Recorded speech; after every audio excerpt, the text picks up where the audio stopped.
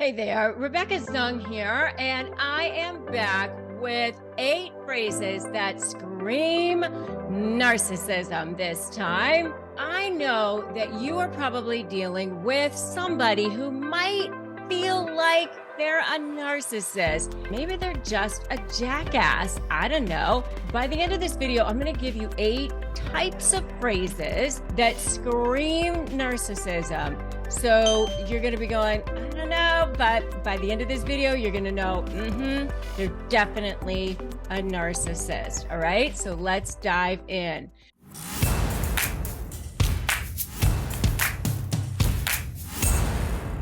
The first type of phrase is it's the all about me phrase. You're in a conversation with them and everything is I this, I that.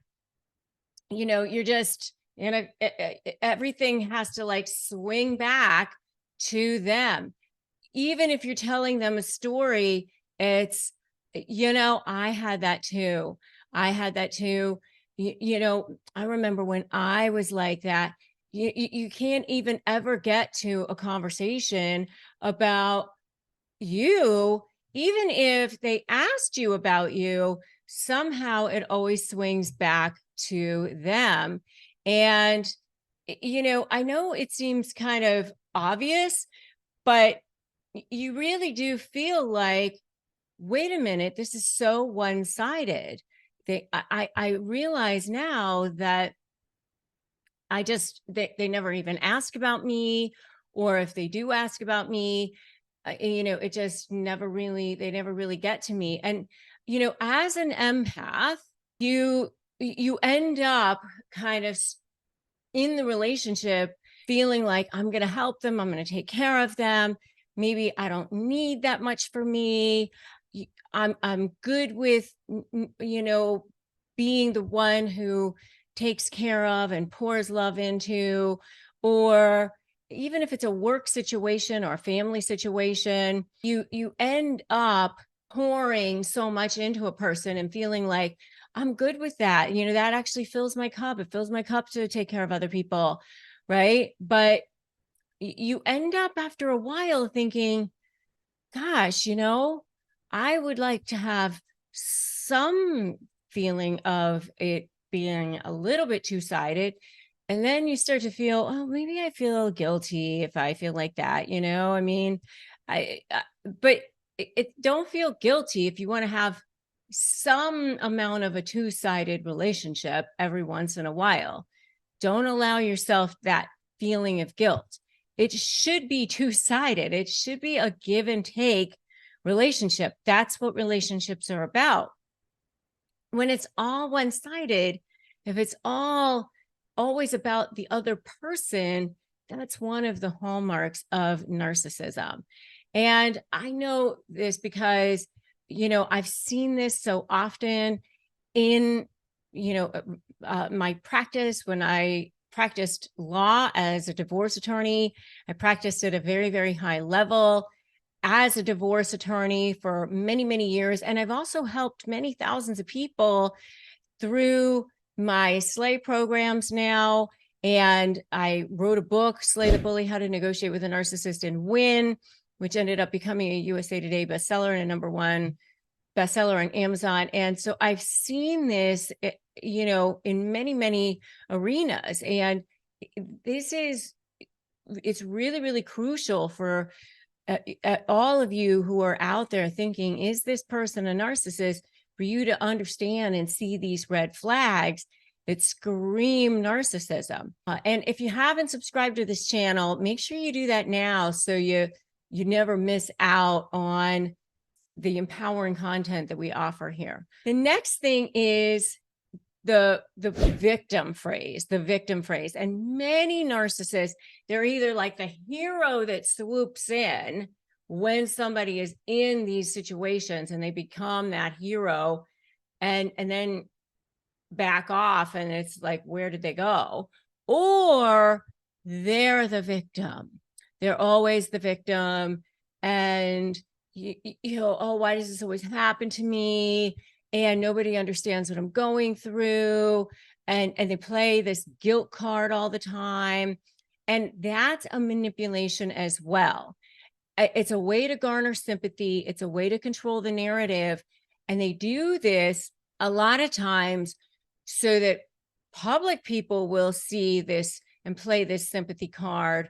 And then it manipulates the target so that the target feels guilty and everybody else feels sorry for this person. And then the target is manipulated into doing more than they want to or should, because this person is, constantly making you feel guilty, right?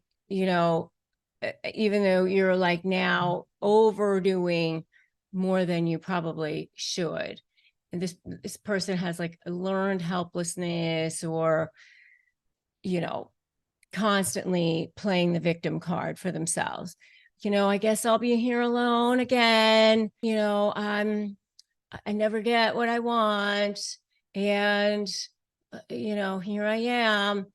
And so you're constantly, playing into them. But everybody else is, there's that underlying rage right underneath the surface.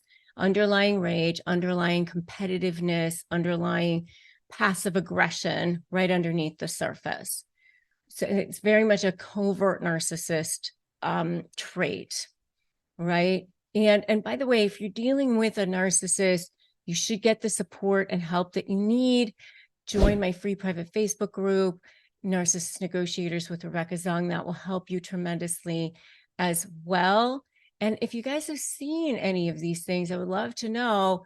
Let me know in the comments below. I'd love to know the kinds of things that you guys have seen, the kinds of phrases that you've seen. The next one is the invalidation phrase, the invalidation phrase. So, the way they'll invalidate you is invalidate your feelings. They'll say like, you're too sensitive, you're reading too much into this, that didn't happen. And, it's a way to keep the spotlight on them, and they'll invalidate people in your life too. Oh, that person's a jerk. This person doesn't love you.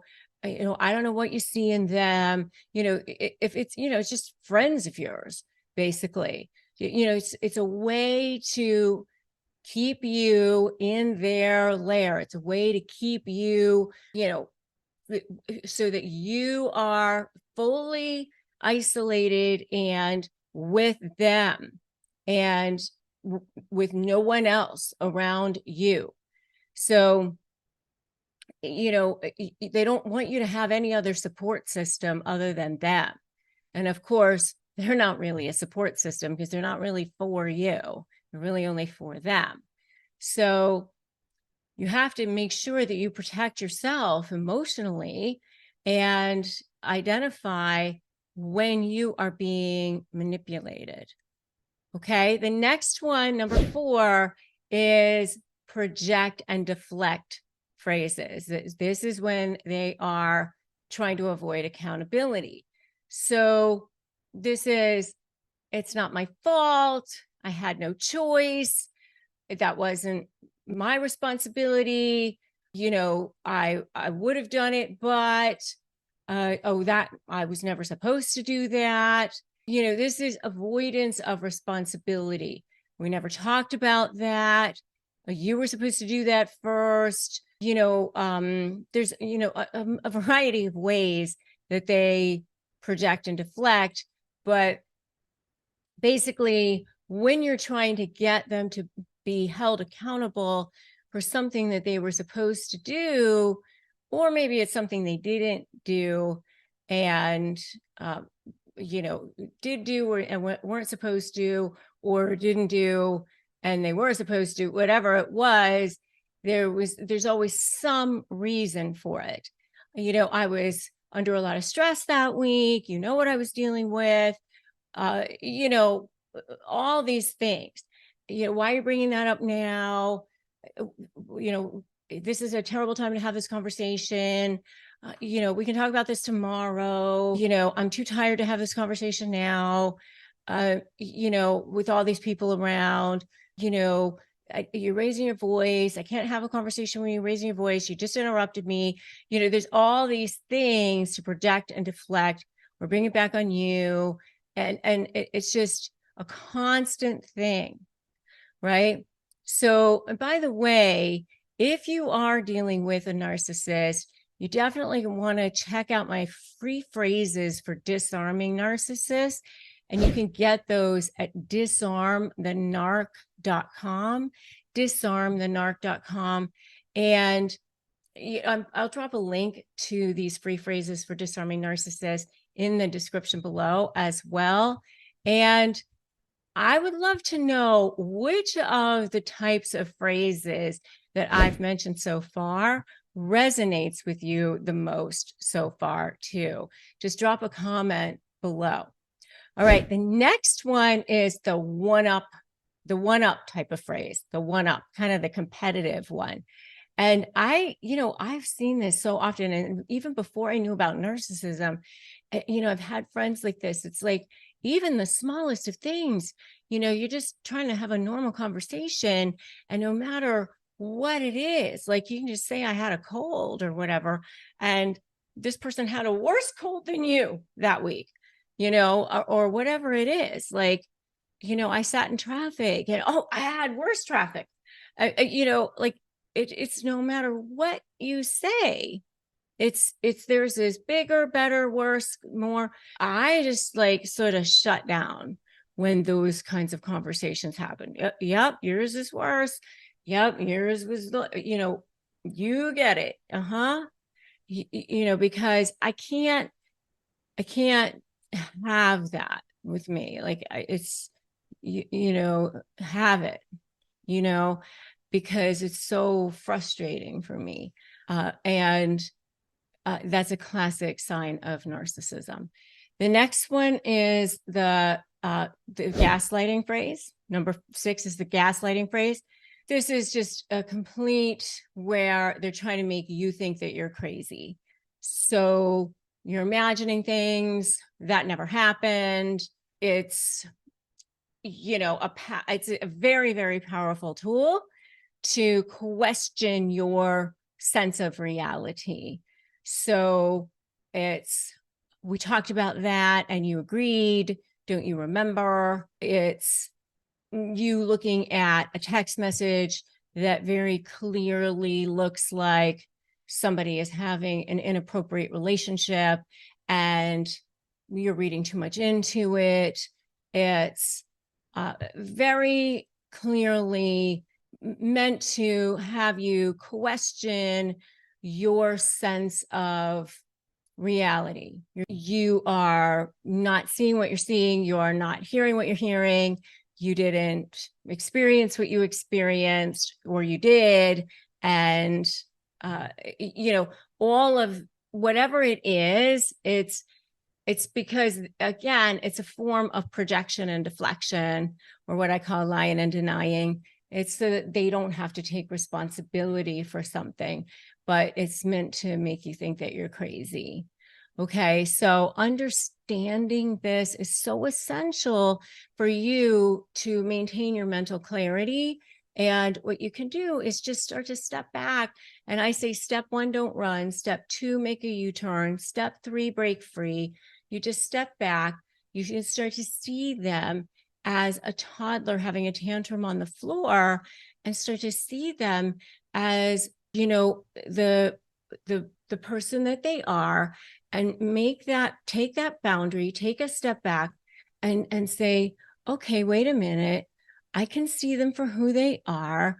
And I can see that I'm the one who doesn't need to take this personally.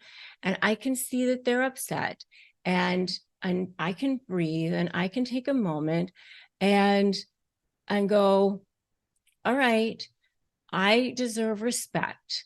And just go, you know what? My step 1 is that I can make that step to say, no matter what, you need to treat me with respect. And then use those phrases for disarming narcissists. And, one of which is, we can have this conversation when you're ready to be calm. I can see that you're upset. I can see that you're angry. You're looking at the person as if you're a third party, right? Don't allow yourself to be triggered. You put that imaginary sort of transparent, invisible barrier around you, and then it's like Teflon. So number 7 is what I call conditional love and approval phrases. Conditional love and approval phrases. I'll only love you if, you're only valuable when.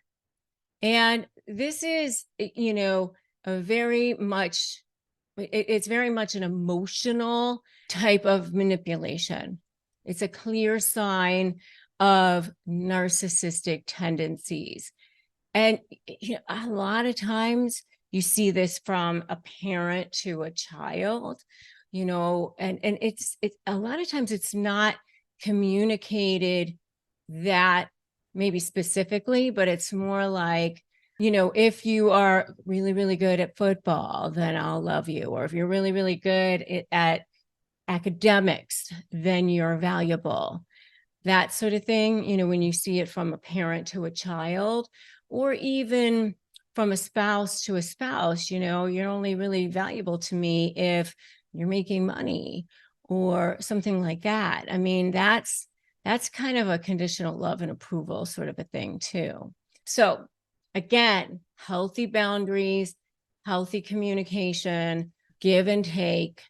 That is a healthy type of a relationship. The next one is the lack of empathy phrase. This is the last one of the 8 phrases, the 8 types of phrases that scream narcissism. So this is the I don't care how you feel. It's a blatant lack of empathy, a fundamental trait of a narcissistic behavior. Understanding this lack of empathy is crucial for protecting your emotional well-being and maintaining healthy relationships. So these are the 8 phrases that scream narcissism. If you found this information valuable, give it a thumbs up with someone who needs it, and make sure that you share it out, because many people need this type of information. There's so many people out there who are hurting, who are desperate, who are needing this. And I know that you are probably, if you're here, you're watching, you're still watching, you're probably at least wondering what is going on, what's happening. And if that is you, then my heart goes out to you. And I want you to know that you are not alone. And I personally have been where you are too. I was bullied as a kid myself, all the way up to, even though I had a really huge career, I've been recognized by U.S. News as one of the best lawyers in America. And I've had a lot of success here in this career and helping millions of people here on this YouTube channel and thousands of people through my programs and through my resources.